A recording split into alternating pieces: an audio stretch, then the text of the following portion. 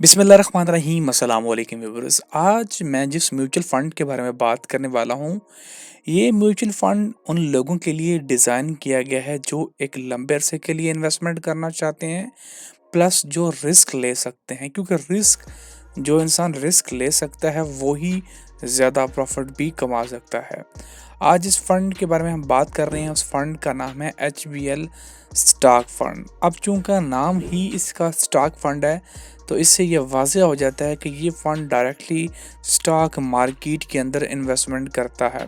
और जैसे कि रिसेंटली स्टॉक मार्केट जब वो फ्लक्चुएशन का शिकार रही है, कभी अप एंड कभी डाउन, तो यहाँ पे रिस्क भी होता है और यहाँ पे प्रॉफिट भी होता है। तो ये दोनों चीज़ों के लिए आपको माइंडली प्रिपेयर रहना होता है और यहाँ पे आपको साल बाद अच्छा मुनाफा भी मिल सकता है, हो सकता है आपको कुछ भी ना मिले, हो सकता है आपको नुकसान भी हो। तो यहाँ पे ये सारे सिनेरियो मौजूद होते हैं और इस चीज़ को आपको ज़हन में बिठा के इसके अंदर इन्वेस्टमेंट करनी होती है। अगर मैं इस फ़ंड की डिटेल्स में बात करूं कि इस फ़ंड के अंदर क्या-क्या आपको देखने को मिलेगा। सबसे पहले अगर हम बात करें कि इसके एसेट्स की, तो इस वक़्त इसके अंदर 3,478 मिलियन की इन्वेस्टमेंट मौजूद है जो कि लोगों ने की हुई है।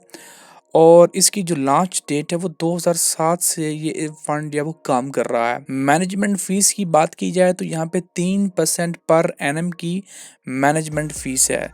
3% से मुराद है कि आपकी 1 लाख पे 3,000 रुपये सालाना की फ़ीस काटी जाएगी।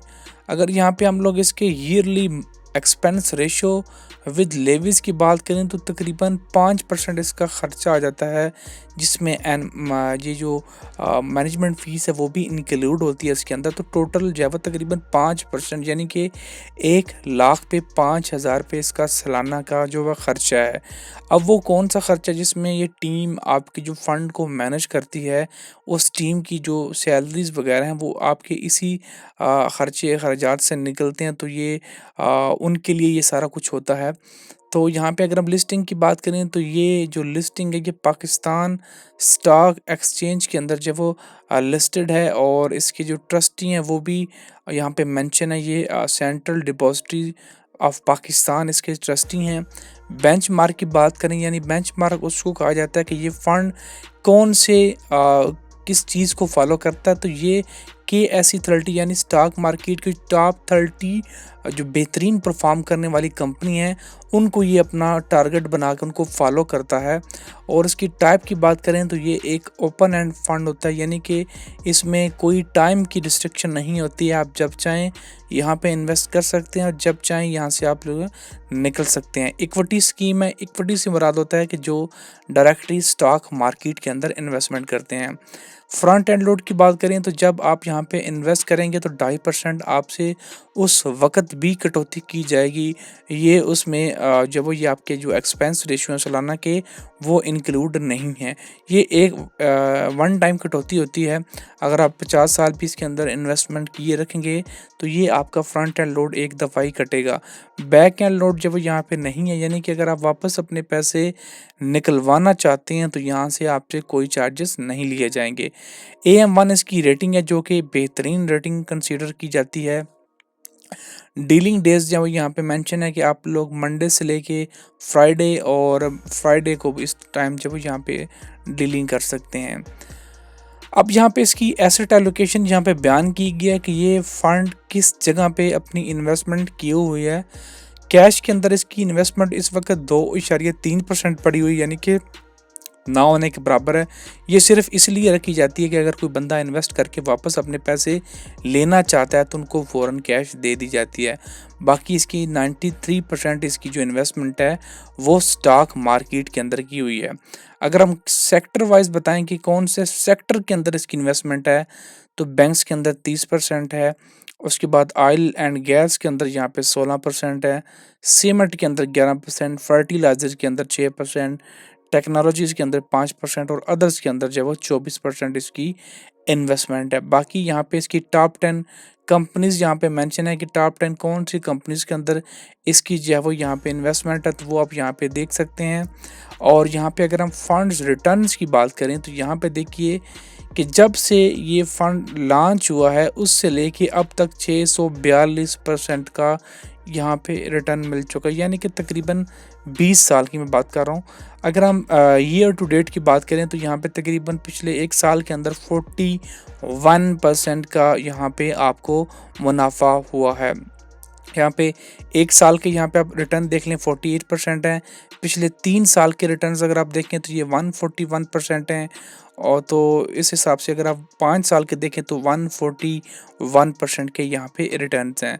उसके अलावा यहाँ पे पर मंथ के हिसाब से आपको रिटर्न देखने को मिलते हैं।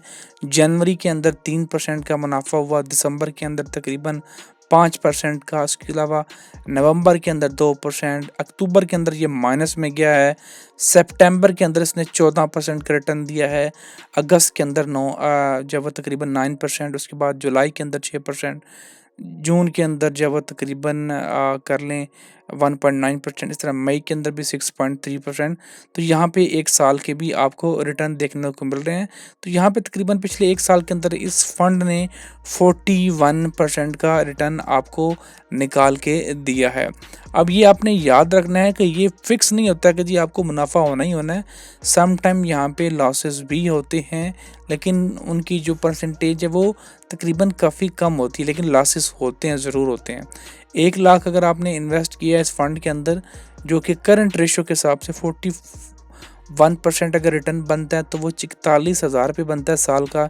इसमें से अगर आप फायदे होंगे तो 20% का आपका जब यहाँ से टैक्स कट जाएगा, बाकी आप इसको 12 पे डिवाइड कर लेंगे तो ये आपका महीने का रिटर्न निकल के आएगा। अगर आप नॉन फाइलर होंगे तो फिर आपकी 35% की जो यहाँ पे कटौती होगी। बाकी अगर आप इस फंड के अंदर इन्वेस्टमेंट करना चाहते हैं तो यहाँ पे आपको इनका अकाउंट ओपन करना होगा म्यूचुअल फंड का। एचबीएल के अकाउंट के अंदर रहते हुए आप इसके अंदर इन्वेस्टमेंट नहीं कर सकते हैं।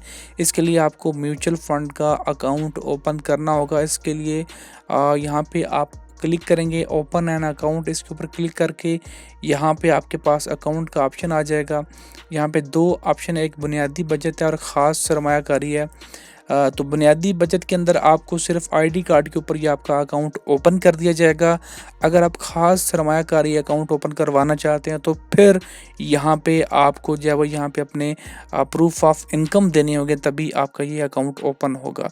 तो जौन सा भी अकाउंट आप ओपन करवाना चाहते हैं यहाँ पे ओपन अकाउंट पे क्लिक करके अपनी डिटेल भरें और अपना अकाउंट क्रिएट करके इसके अंदर इन्वेस्टमेंट करें। अगर आपको फिर भी कुछ सवाल पूछना है तो नीचे कमेंट सेक्शन में पूछ सकते हैं। वीडियो अच्छी लगे तो लाइक और शेयर, चैनल को सब्सक्राइब करना मत भूलिएगा। शुक्रिया।